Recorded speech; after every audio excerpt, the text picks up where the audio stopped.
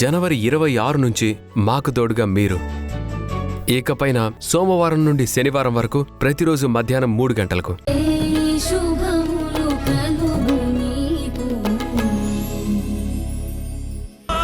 అలా మాట్లాడకండి, నాకు చాలా బాధగా ఉంది. మీ కూతురు లాంటి దాన్ని కదా, నన్నింత బాధ పెట్టడం కరెక్ట్ కాదు. నిజంగా నాకు నీలాంటి కూతురే ఉంటే తనకు పెళ్లి కాకపోయినా పర్వాలేదనుకుంటాను, కానీ వేరే వాళ్ళని ఇబ్బంది పడేలా చెయ్యను. అంకుల్, ప్లీజ్ అంకుల్, నాకు నా ప్రేమని దూరం చేయకండి. చరణ్ మీద పిచ్చి ప్రేమని పెంచేసుకున్నాను. తుంచేసుకోమ్మా.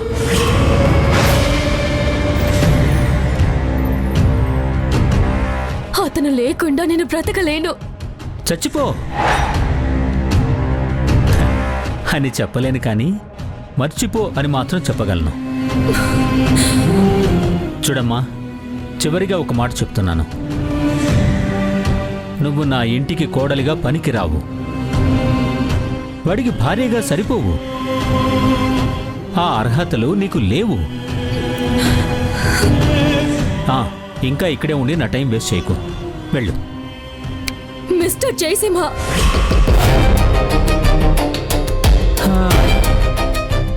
మిస్టర్ జయసింహానా? చెప్పమ్మా, నేను మిస్టర్ జయసింహానే, చెప్పు. నీ కొడుకును నాకు కాకుండా చేస్తే నువ్వు మనశ్శాంతిగా బ్రతకలేవు, బ్రతకనివ్వను.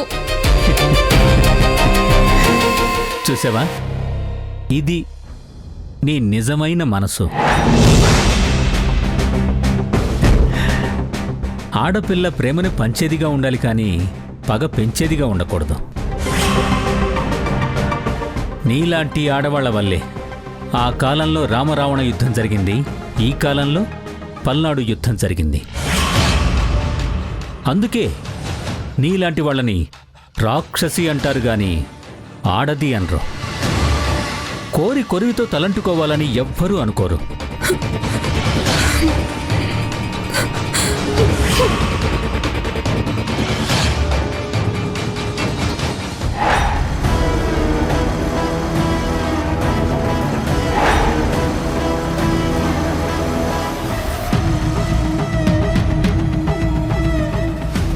ఇదేంటి, రేఖ కారు ఎక్కడుంది? వీళ్ళు ఆల్రెడీ రేఖను వద్దన్నారు కదా, మరి మళ్ళీ ఎందుకు వచ్చినట్టు?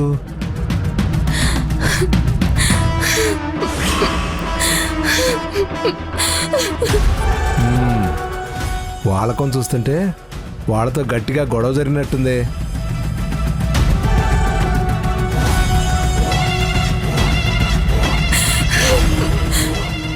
అమ్మా రేఖ, నువ్వేంటమ్మా ఇక్కడ? అయ్యో, ఎందుకు అలా ఏడుస్తున్నావు? ఆ ముసలాడికి నా మీద అసలు గౌరవం లేదు, నా ప్రేమంటే విలువ లేదు.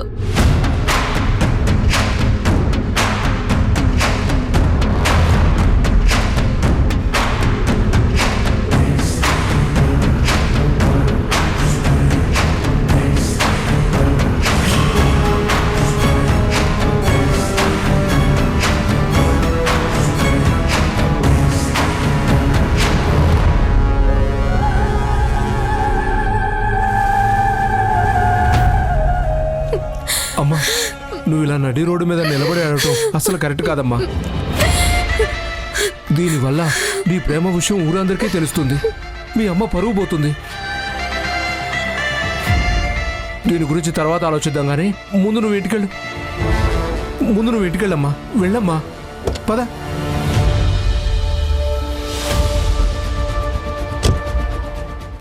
ఒక్క నిమిషం. పోని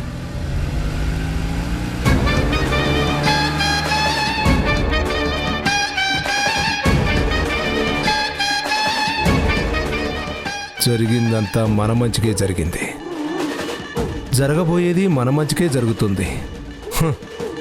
దీన్ని కరెక్ట్గా వాడుకొని చరణ్ గాడు రేఖని అసహించుకునేలా చేయాలి.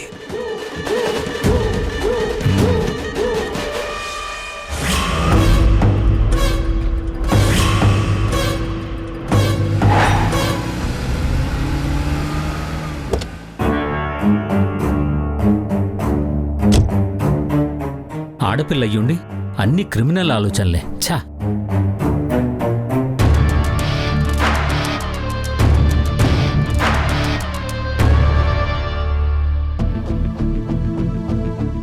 కుమారి, కొంచెం వాటర్ ఇవ్వు.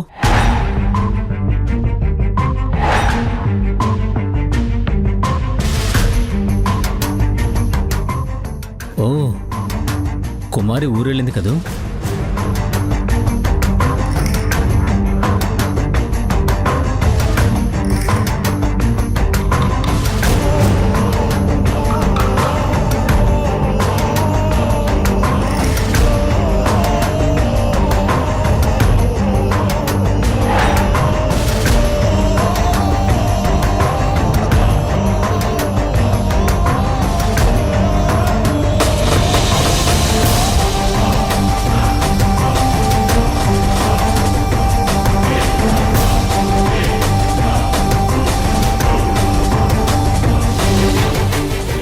దీంతో వీడి తల పగల కొడితే ఆ తర్వాత జరిగే గొడవే వేరు.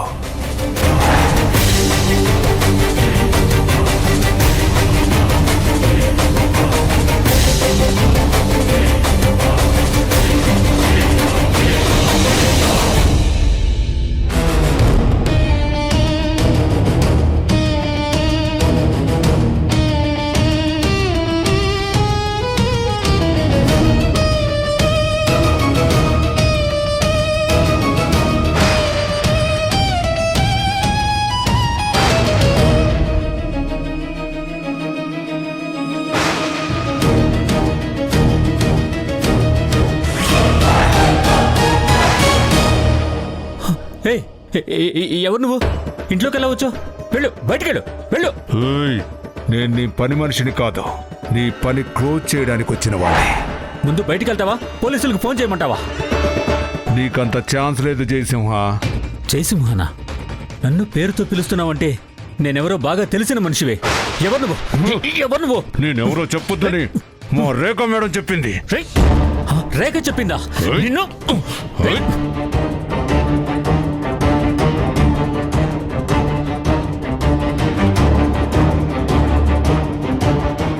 తీరా ముసుకో.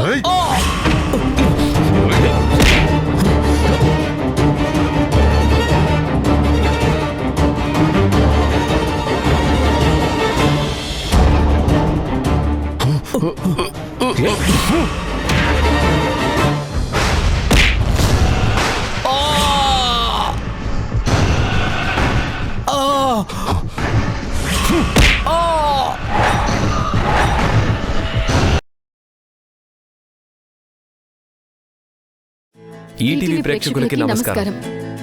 ఊర్మిళను ఎదిరిస్తూ మేం చేస్తున్న ప్రయాణానికి మీరు చూపిస్తున్న ప్రేమకి కృతజ్ఞతలు తెలుపుతూ ఇకపై జనవరి